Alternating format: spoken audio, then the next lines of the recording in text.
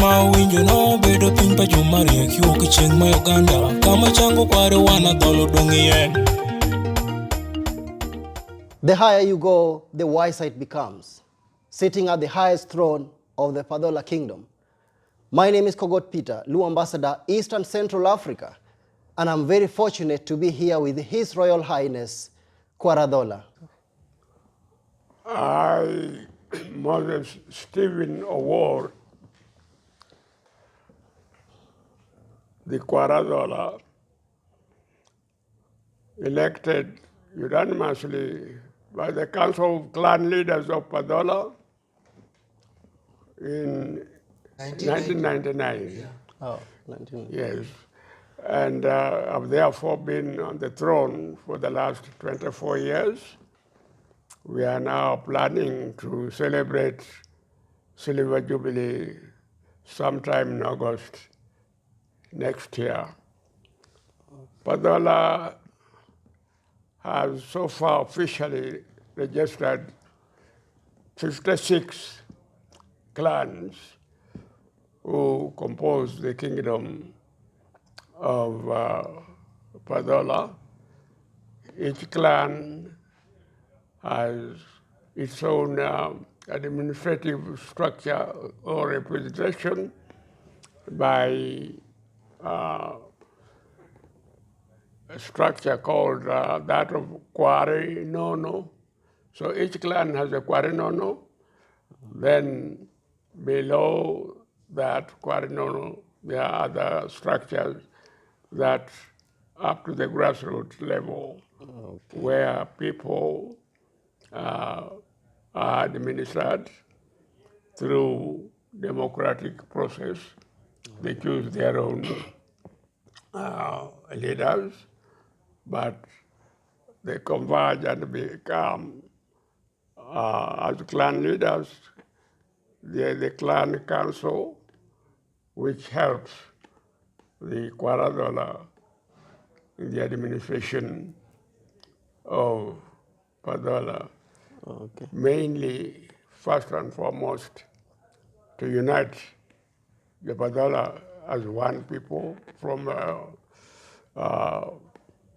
ancestors of law, to preserve the culture and help people have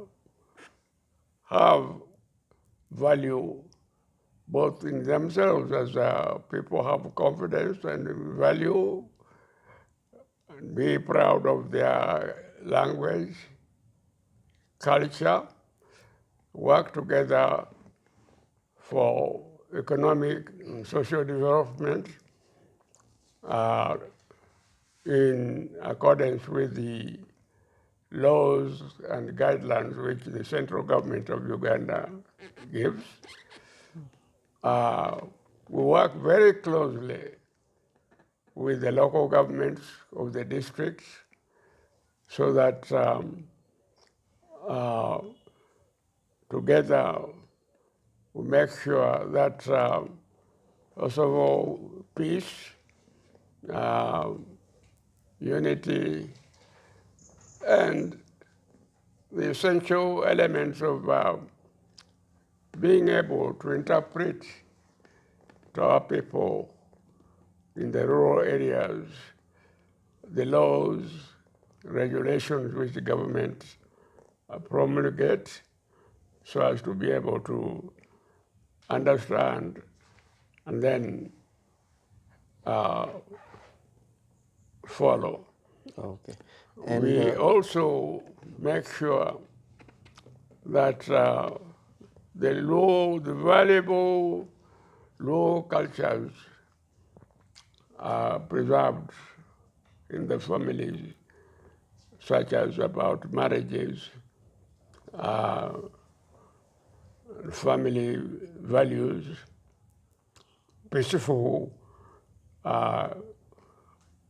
family, which in the end will produce people with responsibility and future leaders for not only JoPadhola, but for the nation as a whole. And we feel we are happy and we are making progress. We encourage competitiveness so that our people, our children, compete alongside other clans or tribes in the country, and in such a way that we also compete for opportunities that are available in the public service and private sector. So maybe a next question. What is Kwar Adhola, the position? What is Kwar Adhola as a position? The Kwar Adhola is a king by status and structure, and is the head, therefore, of the JoPadhola, is the icon, is the center of authority of JoPadhola, and therefore it gives guidelines and helps formulates rules and regulations which govern the conduct of JoPadhola, especially on matters of culture. And how do you become Kwar Adhola? Is it an elective position? How do you become Kwar Adhola? Kwar Is it Adhola voted or is appointed? elected by a council of clan leaders. In my election, originally it was intended that every clan would send a delegation of 5. But in the process of that, it was suggested that election by votes and competition on voting system would only heighten disunity, because the competitors that are defeated will always find excuses that either elections were rigged or there were some favors of one thing or another and so on. They expected or required total allegiance to one leader so that we don't have camps and centers of power and so forth, with another group complaining that perhaps they were cheated and therefore they would fight the king and make sure a person of their own choice is made. So they passed a resolution that if we want unity, we can look around and find someone whom we think wins majority of our of the members and declare him. And so that was the case. After consultations and so on, my name was brought up and said, people, after consultation, had unanimously agreed that I should be the first king of modern Padola. Oh, you're the first? Yes, of modern Padola. Okay, modern Padola. Yeah, we used to have, many years before colonialists came, we had sort of hierarchy which in a way was equivalent to a king. But after when the colonialists came, that was abolished. And it was revived when the new government of the President Yoweri Museveni came and restored kingdoms, especially of those that were abolished in Uganda. and also gave opportunity to communities that would wish to have something of a semblance of a kingdom where they have one head to unite all the people of the clan under one headship. Do you know Kero Dungiranda of the Luo of Kenya? Uh, I think that the latest one. Yes, the latest one.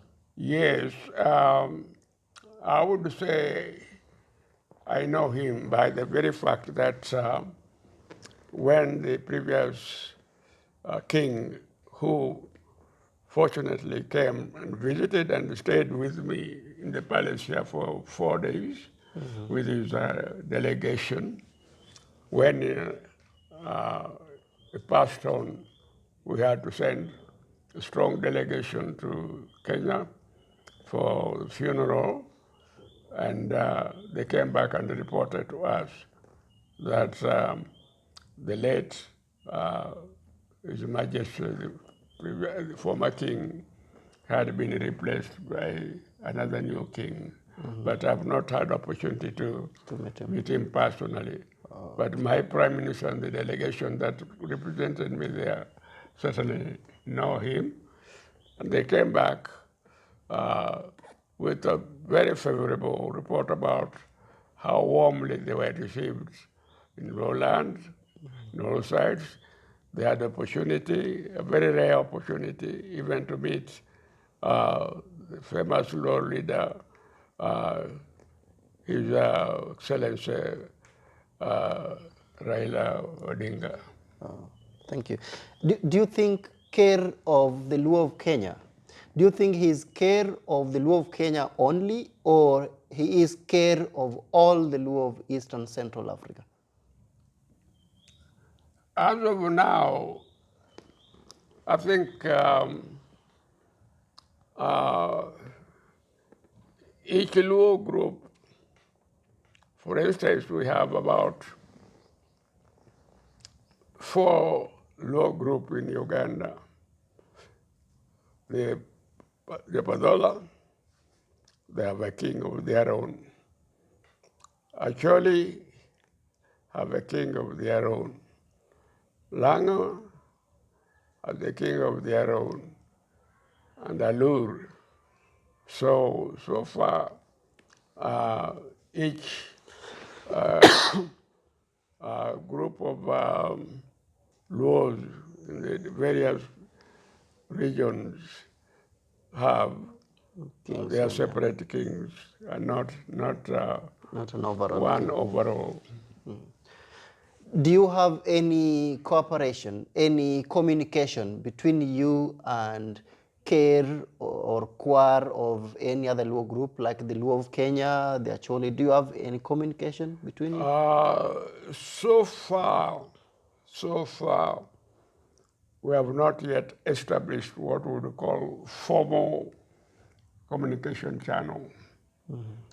We would form communication. I had proposed it.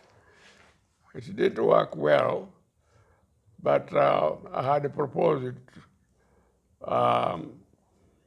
to have diplomatic representations, and I had appointed one of my ministers, who is a professor and is teaching in one of the universities in Kenya, to be official representative of Padola Kingdom in Kenya, so that our communication with the Kingdom of Kenya would go through him and vice versa. And we expected that perhaps with the time, the Kingdom of Luo would also appoint a counterpart, so that there's one ambassador appointed by the King of the Luo in Kenya, Keri Luo in Kenya, to represent Kenya, and that would make it easier for communication and strengthen the unity. But as of now, we have not yet fully established that channel.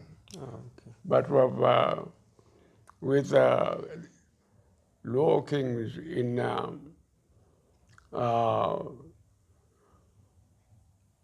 Uganda, we have a forum for kings and cultural leaders of Uganda.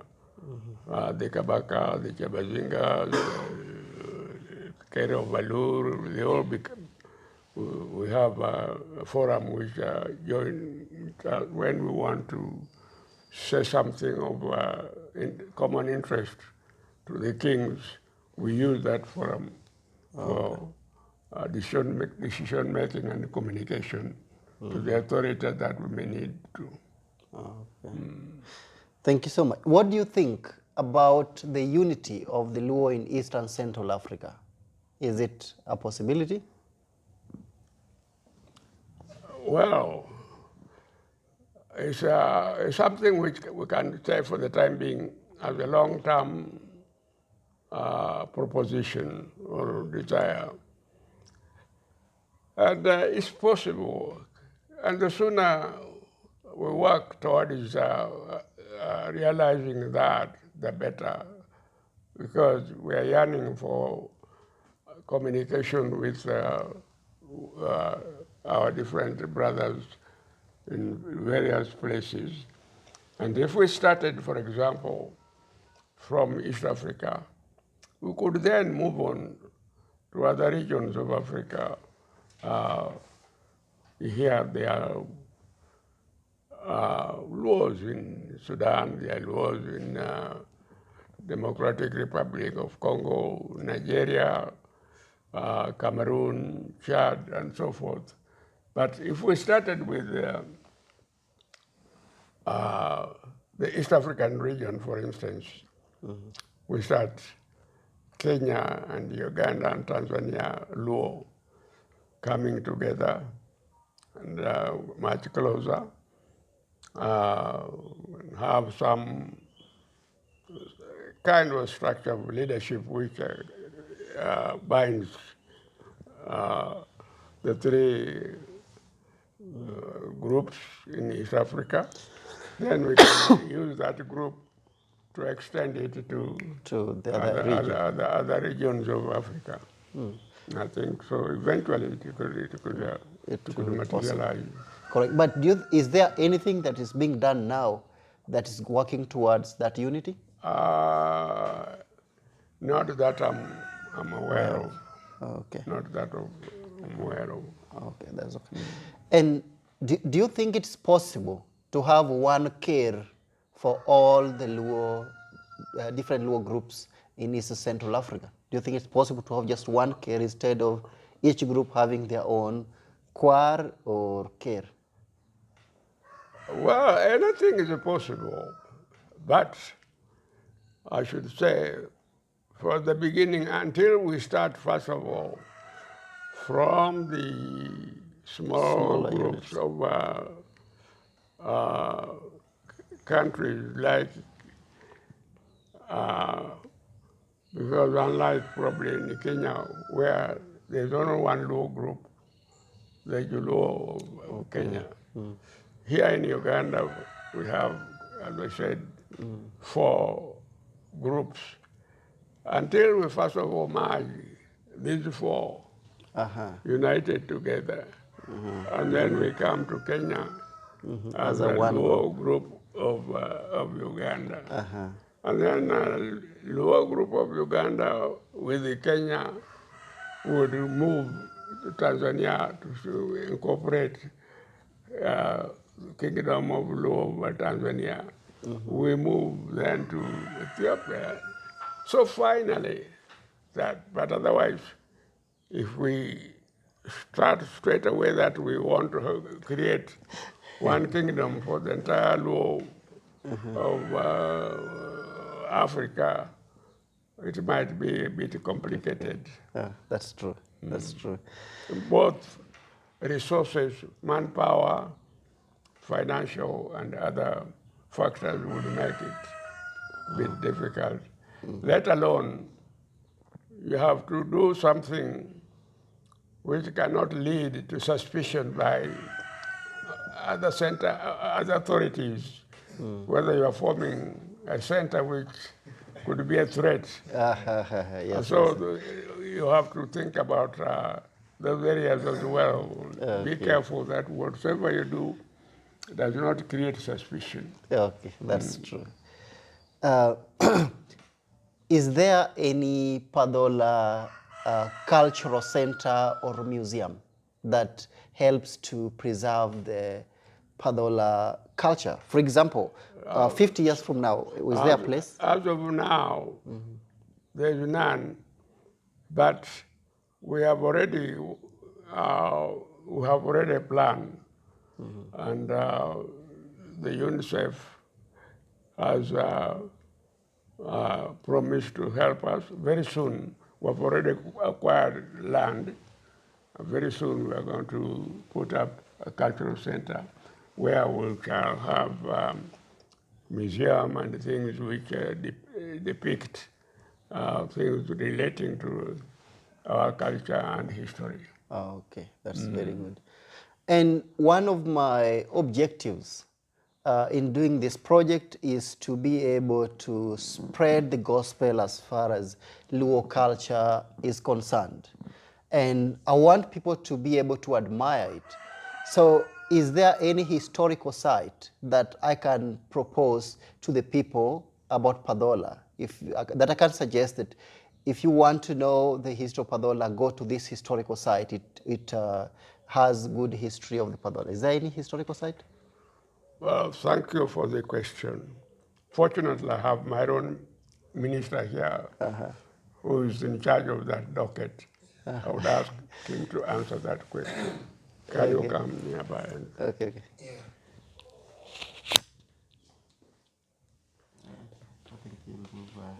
I can let you sit here. Just hold it. Yeah, we have Speak loud. historical and cultural sites in Padola. We have historical and cultural sites in Padola. These include Nyakiriga in Sere, sub-county. We have... First of all, what is Nyakiriga? Nyakiriga is a historical, cultural place where people used to worship and where people were worshiping God. Before colonialism, that's where the worship place was for the JoPadhola. That's a place where all the JoPadhola clans would go to worship God. God whom they call Bura. Bura, the son of the Most High God. So they used to worship, this is where they worship, and people are still going there to worship Bura, the god of the Padola. That place was annually being visited by not only cultural leaders, the Kwar, the clan leaders, but also individual people who go there. Other tribes would also go there. The Eteso also go there, and other tribes. There's one time when the Banyole, the Bagisu, and then even Indians still up to now go to Nyakiriga site. Because the worship there is like the real worship of the Kushites, where they praise God and all the things that to do there, the rituals, are still similar to what is in India now. So that's what Nyakiriga stands for. It's a cultural and historical site of JoPadhola. Any other more? The other one we have in Nyasigala. Nyasigala is a site which has 3 dimensions. One is a place where JoPadhola fought a war of survival with the Banyoli and the Basoga who had invaded them and they chased them away. Secondly, there's a mark there in Nyasigala where there's a cross, like a cross of Jesus. And on that area there is even where there is a point of a spear. Then there was some leg somewhere passing there. There's still even etched there. And then that hoof of a horse that moved from there. It is on a rock? It's on a rock. There's a rock, there's a river. Nyaskala is both a rock and then there's a river there. It's now dried.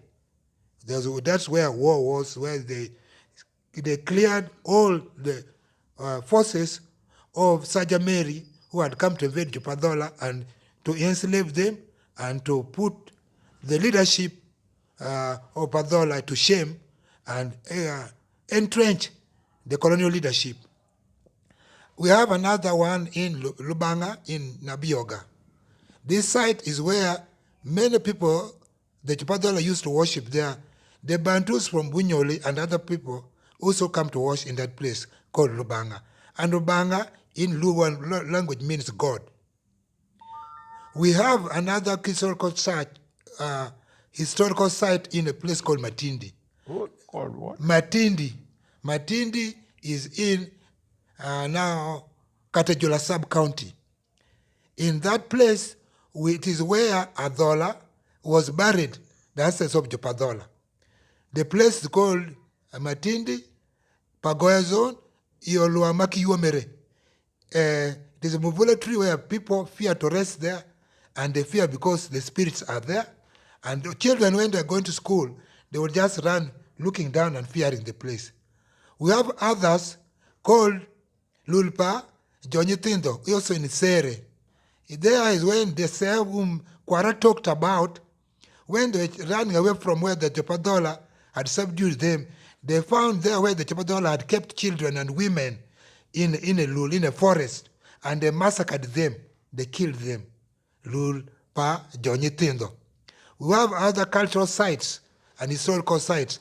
Another one is the burial place of Majanga, who was a paramount chief of JoPadhola, helped them to bring JoPadhola together and fight a war to defeat most of the enemies of JoPadhola. We have another site, historical site, the Rock, which is a symbol of JoPadhola, where you get any picture of JoPadhola, any book written about JoPadhola, they cannot fail to put the Toro Rock here. That's a place which showed it was called Tor Oro. It used to have a mist and a clock for JoPadhola. So when the JoPadhola would see it, they know the year has come to an end, and that's a place, a symbol that God for them. Then lastly, but not least, because we have more historical and cultural sites, there's a burial place for a man called Olodeo, just near the Rock. He was a man, the first JoPadhola, who came after chasing away the Sewe. He's the one who stayed in that place, and he died in 1917, when he was over 80 years, and he was the first among the JoPadhola warriors to come and defend this place. Kalafoy. Thank you. Do you have any cultural event for JoPadhola? Maybe annual one?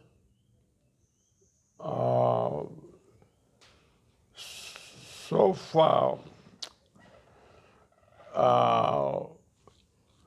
there used to be, in the old days, which was called Akisil, but with modernity, I think that has been abandoned.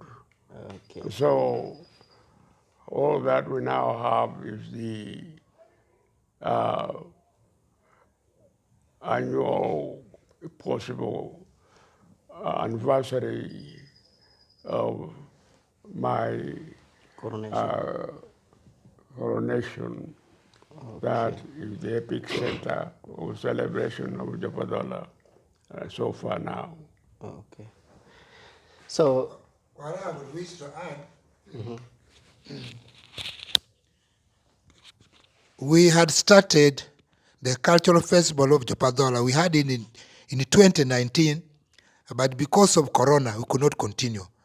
We were expected to have one this year, but we said we are going to keep it for the silver anniversary. So we are going to have, it will be an annual event, Padhola Cultural Festival. And then there we also have Padhola annual sports and so on, so that the Padhola will be continually, because we used to have sports every year, a long time ago. Yeah, so we want to revive that. the last thing is Could you give a message in JoPadhola to all the care or Kwar of the other Luo groups everywhere in Eastern Central Africa? Kwar Adhola community ye piny gi pi, tek mere wijono community piny maon Uganda. Obedo silwanyirwa maduong' tek swa. Nwang'o juotwa ni majuwoki, utiminwa ni majuwoki, Luo ma Kenya. Jobino thuwa kome ka jogomba neno ngire mene mwanyalo medo riwruok paka wajoluo mwaluluo. Last message in JoPadhola to Joluo everywhere, not to the care, just Joluo. That I will have to say in English. Okay. It's a great opportunity for me, speaking as one of the leaders of Luo communities in Uganda, and for that matter, Luo communities wherever they are to be found. I say it's a great effort.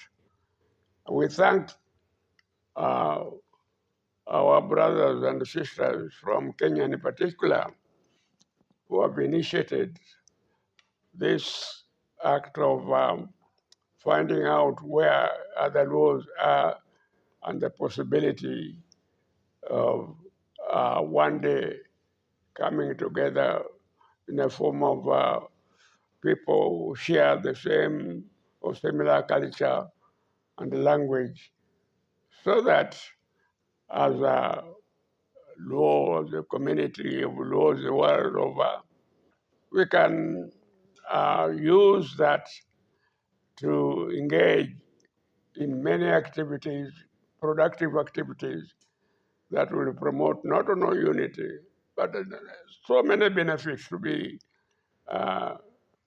gained from that big unity of law the world over. Okay. Thanks so much. We are done. Now I just need your blessings as I go ahead with my journey. Yes, it is a great. That's done. Okay.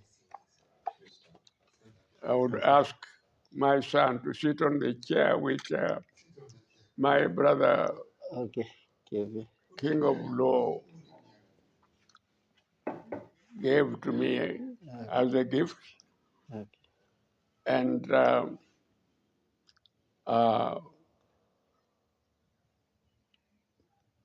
pray for blessing for the team that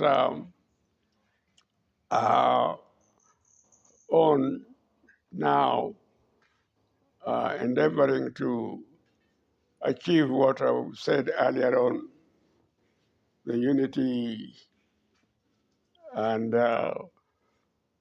getting different communities of laws living in various parts of the world come to realize the essence of this unity, of knowing one group and the other, so that we become a strong community. This is a great, great effort, and I therefore confer upon the team a special God's blessing, wishing them success, and so praying and requesting all concerned, whether central, local government, low community, or other communities, to help facilitate this team to continue with the search for ways and means of eventually getting the Luo in other parts of the world to know one another. And therefore, as a cultural leader, and cultural leader is a father to community. I give my fatherly blessing that God may bless your efforts, give you good health, good strength, give you patience to be able to do this work for the common good of Lord, the whole world. God bless you. Thank you. Thank you so much.